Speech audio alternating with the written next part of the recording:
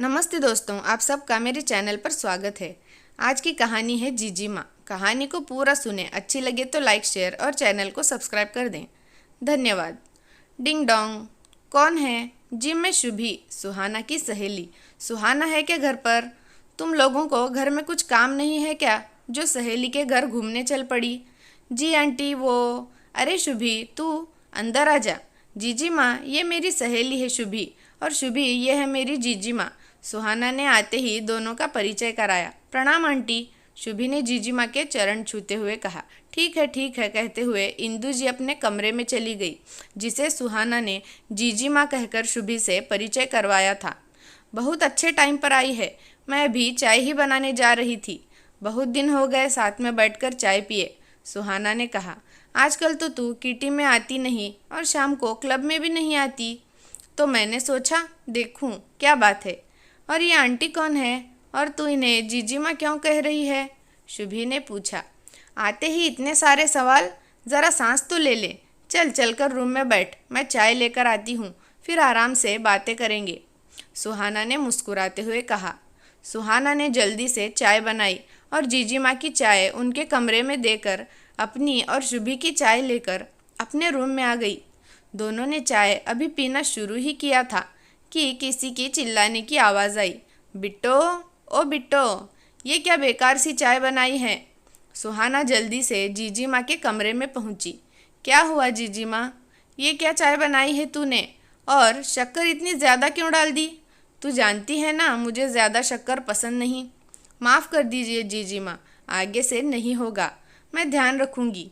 और मुस्कुराते हुए अपने रूम में आकर शुभी के साथ चाय पीने लगी। चाय में शक्कर ठीक है सुहाना, फिर आंटी जी क्यों इतना चिल्ला रही है?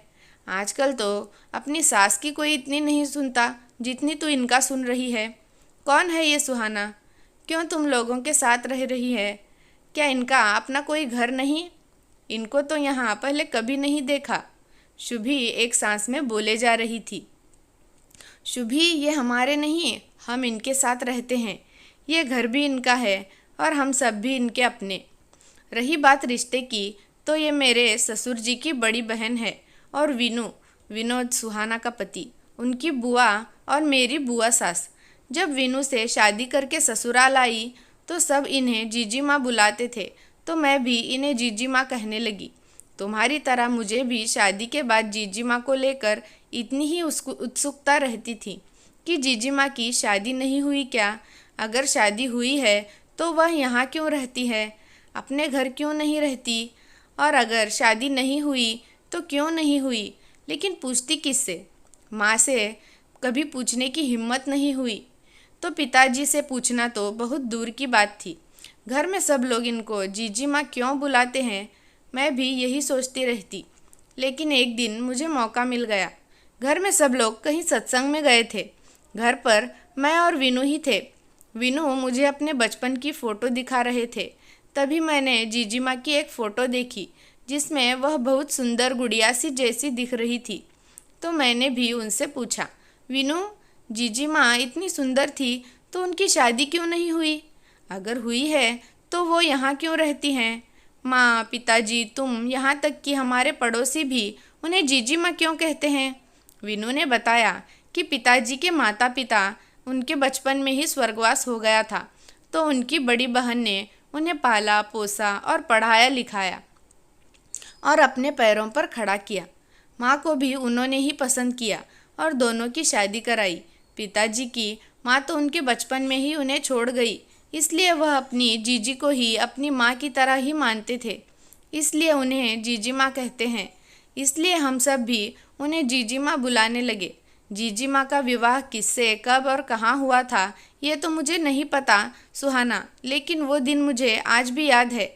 उस दिन माँ सुबह से परेशान थी और बार बार दरवाजे की तरफ देख रही थी और बड़बड़ाए जा रही थी। इतनी देर हो गई, पता नहीं कहाँ रह गए। और पिताजी को देखते ही उनके पास दौड़ी गई। और कहाँ रह गए थे, कुछ पता चला क्या? कोई चिट्ठी आई है क्या? नहीं विनू की माँ, कोई चिट्ठी नहीं आई। आज सुबह से ही मेरा दिल बैठा जा रहा है। बार बार जीजी माँ का चेहरा ही सब जगह दिखाई दे रहा है। 2 महीने हो गए हैं, कुछ समाचार नहीं मिला और आप भी जब 15 दिन पहले गए थे तो उनके घर वालों ने कहा जीजी माँ और जीजा जी बाहर गए हैं, आप मिलकर भी नहीं आए थे। हाँ विनू की माँ, मेरा भी मन कल से ही बहुत बेचैन हो रहा है, लेकिन क्या करूँ, उनके ससुराल वाले जीजी माँ से मिलने ही नहीं देते, बाहर से ही लौटा देते हैं। देखती हूँ कैसे नहीं मिलने देते। आज मैं भी आपके साथ चलूँगी। माँ ने जल्दी से घर में ताला लगाया और हम सब जीजी माँ के घर पहुँच गए। हमें वहाँ पहुँचते पहुँचते शाम हो गई थी। वहाँ कुछ लोग बाहर बैठकर आपस में बातें कर रहे थे। उनकी बातों से ऐसा लग रहा था कि वह किसी की शादी की बातें कर रहे थे। माँ पिताजी को देखते ही वे लोग उनसे झगड़ने लगे और लौट जाने के लिए कहने लगे, लेकिन माँ पर तो उस दिन जैसे चंडी सवार हो गई थी। वो सबको धकेलती आंधी की तरह घर में घुस गई और जीजी माँ कहकर पुकारते हुए पूरे घर में ढूंढने लगी। जीजी माँ घर बहुत ही बड़ा और बहुत सुंदर था। घर में सारे कमरों के दरवाजे खुले थे, सिर्फ एक का दरवाज़ा बंद था। माँ को लगा जीजी माँ कहीं इसी कमरे में तो नहीं, और वह ज़ोर ज़ोर से दरवाज़ा पीटने लगी। किस्मत से दरवाजे की कुंडी ठीक से शायद नहीं लगी थी, तो ज़ोर से पीटने पर वह खुल गया। माँ ने अंदर झांक कर देखा तो जीजी माँ ज़मीन पर बेसुध पड़ी थी। माँ ने उन्हें उठाने की कोशिश की, लेकिन वो नहीं उठ रही थी। उनके हाथ पांव ठंडे पड़ गए थे और चेहरा भी काला पड़ गया था। इतनी सुंदर जीजी माँ आज बहुत ही अजीब दिख रही थी। माँ और पिताजी जल्दी से जीजी माँ को हॉस्पिटल लेकर भागे। जीजी माँ 2 दिन तक अस्पताल में बेहोश पड़ी रही और माँ पिताजी वहीं जीजी माँ का हाथ पकड़ बैठे रहे। माँ बार बार कहती, मैं अपनी जीजी माँ को यहाँ से वापस घर लेकर ही जाऊँगी, उन्हें कुछ नहीं होने दूँगी। शायद माँ पिताजी के प्यार से ही जीजी माँ को होश आ गया था। उन्होंने ही बताया कि शादी के इतने साल बाद भी वो माँ नहीं बन पाई, इसलिए उनके ससुराल वालों ने उनके पति की दूसरी शादी करवाना चाहते थे। जब उन्होंने इसका विरोध किया तो उन्हें मारते पीटते और घर से निकल जाने के लिए कहते। जब वो नहीं मानी तो उन पर चरित्रहीन होने का आरोप लगा दिया। जीजी माँ ने सब सहन कर लिया, लेकिन चरित्रहीनता का आरोप सहन नहीं कर पाई, इसलिए अपना जीवन समाप्त करने का निर्णय लिया। जीजी माँ, आपने ऐसा क्यों किया? आप अपने बच्चों को कैसे भूल गई? आपने ये नहीं सोचा कि आपके बच्चे आपके बिना कैसे रहेंगे? आप घर क्यों नहीं आई जीजी माँ? हमें खबर क्यों नहीं की? माँ ने रोते हुए पूछा। जीजी माँ रोते हुए बोली, नहीं दुल्हन, मैं तुम लोगों पर बोझ नहीं बनना चाहती थी। तुम्हारा भी अब अपना परिवार है और मैं नहीं चाहती कि मेरी बदकिस्मती का साया तुम भी लोगों पर पड़े। पिताजी ने कहा, ये आपने कैसे सोच लिया कि आप हम लोगों पर बोझ हैं? और माँ कभी भी अशुभ नहीं होती। ये तो हमारा सौभाग्य है कि हमारे पास आप जैसी माँ है। उस दिन माँ पिताजी ने जीजी माँ से यह वादा लिया कि वो उन्हें छोड़कर कहीं नहीं जाएगी। तब से हम सब साथ रहते हैं। पता है शुभी, जब मैं शादी करके ससुराल आई थी तो जीजी माँ मेरा बहुत ध्यान रखती थी। मेरी प्रेगनेंसी के समय तो जीजी माँ ने मुझे एक गिलास पानी तक नहीं उठाने दिया, और मेरी डिलीवरी के बाद भी रिमझिम यानी सुहाना की बेटी, उसका सारा काम जीजी माँ ही करती। मुझसे कहती, बिट्टो तू अपनी सेहत का ध्यान रख, इस समय शरीर कमज़ोर हो जाता है, ठीक से खाया कर, ज़्यादा भाग दौड़ मत कर, बाकी मैं हूँ ना, सब संभाल लूँगी, तू चिंता क्यों करती है?